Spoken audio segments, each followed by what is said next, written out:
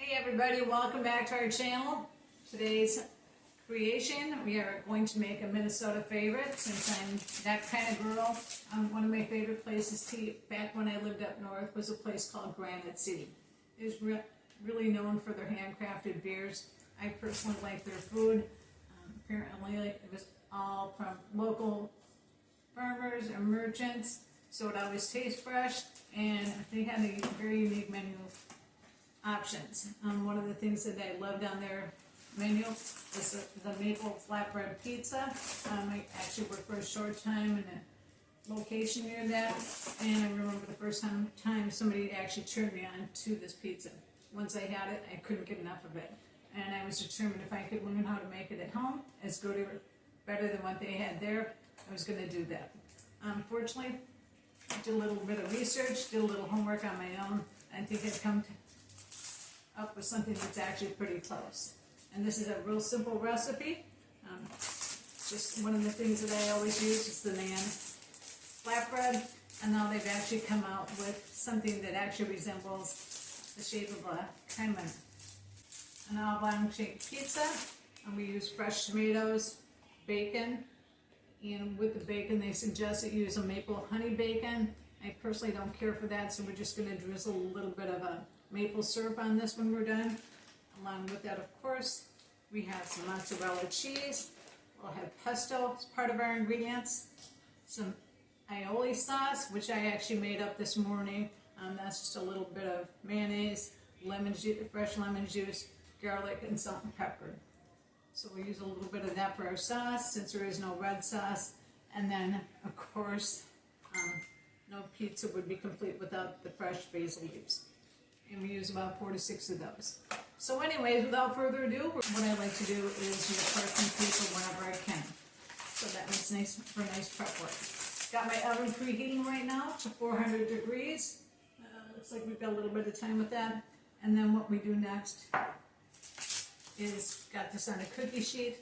We're going to prep it with just a little bit of a spritz of olive oil, just to kind of lightly coat the top of this. Most of this is just to taste, so it's been, and I thought about making my own from scratch, but honestly, with the work required and the amount of ingredients, it was almost cheaper just to buy a nice store brand. So I've got the Brillo pesto, pretty inexpensive. We just went to the Walmart neighborhood. And then once our oven is heated up, we'll put that. And then this morning I actually cooked up half a pound of this thick sliced bacon. I actually use the oven method. I don't know about the rest of you. I find it the temperature, if I put my bacon in a cold oven at 400 and set the timer for about 20 minutes and turn the oven on to 400 degrees, by the time it reaches its temperature, you've got about another 10 additional minutes to cook. You get perfect bacon every time. Anyways, that's just kind of one of the tricks of my trade, something I enjoy, and I think it always gives for good results. Okay, we're about 360 now with our oven. Did a lot of the prep work in advance with this, as I said. So once we get this going, it takes probably less than 10 minutes. Once we put the toppings on, it's quite delicious. Thank you.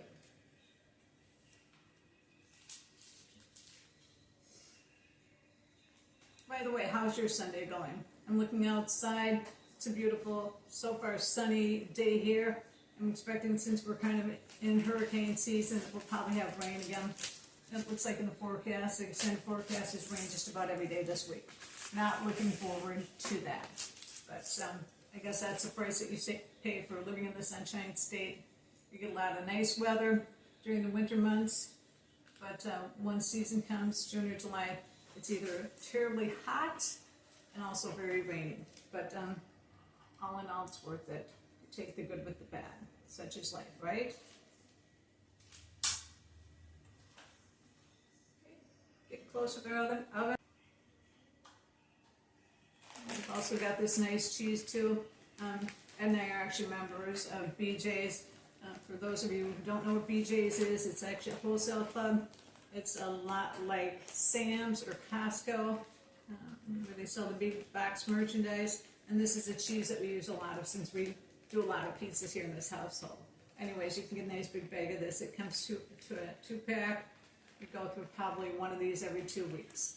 Anyways, it's good cheese, good quality. It's got nice melting properties, and the price is right. Not even sure exactly what it is, but we try to shop around, and that's where we found the best price for the mozzarella cheese that we like. Okay, it looks like the oven is now ready. We're going to pop it in. It's about a 5-minute process. Just get that a little bit of a pre-bake going on. Siri, we're going to set the timer for 5 minutes. Siri, set the 5-minute timer. 5 minutes starting now. Okay, and while that's cooking, what I'm going to do is I'm going to get my basil leaves ready. This up just in case we decide that we want the extra basil.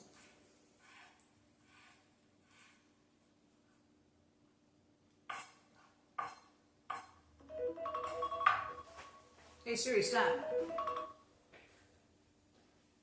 Okay, the 5 minutes is up. I'm going to go ahead and take our crust out.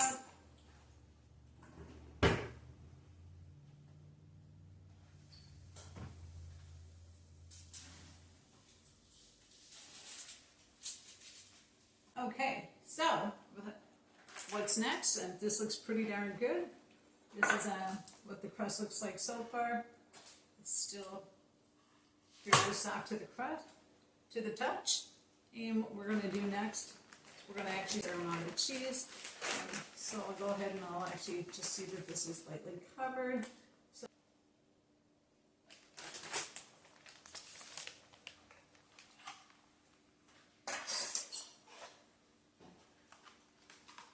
and here's our homemade aioli. My daughter has actually been working with me on how to pronounce this. I believe it's A-I-O-L-I.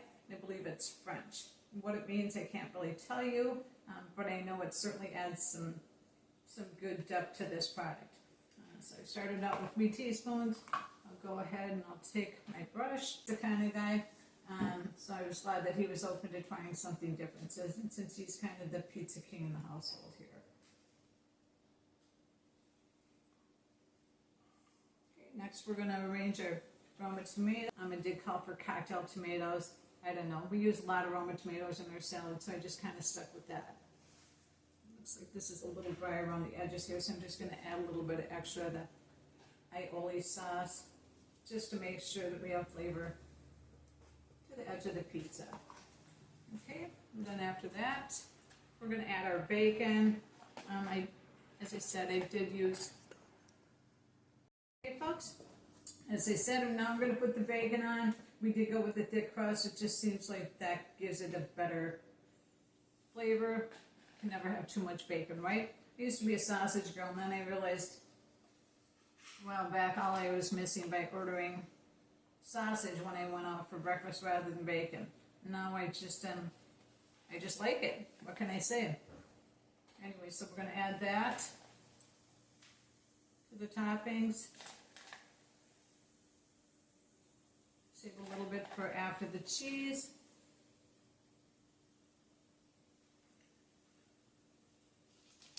This calls for a little more cheese on the top.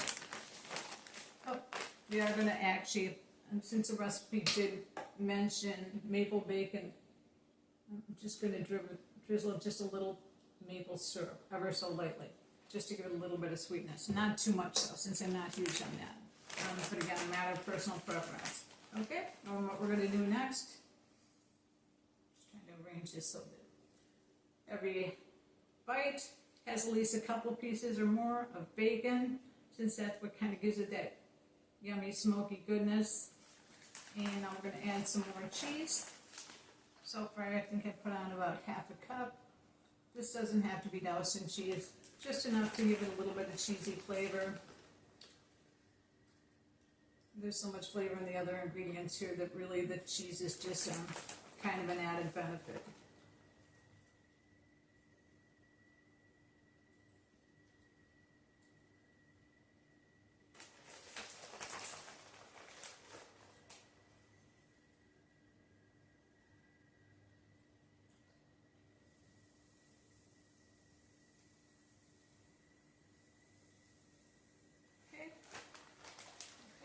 This is our product so far. What I'm going to do is I'm going to put this back in the oven now. Set the timer for about 8 minutes. I've got the oven already preheated since we had the crust in just a couple minutes ago. And we're going to cook this for about another 8 minutes and see what happens.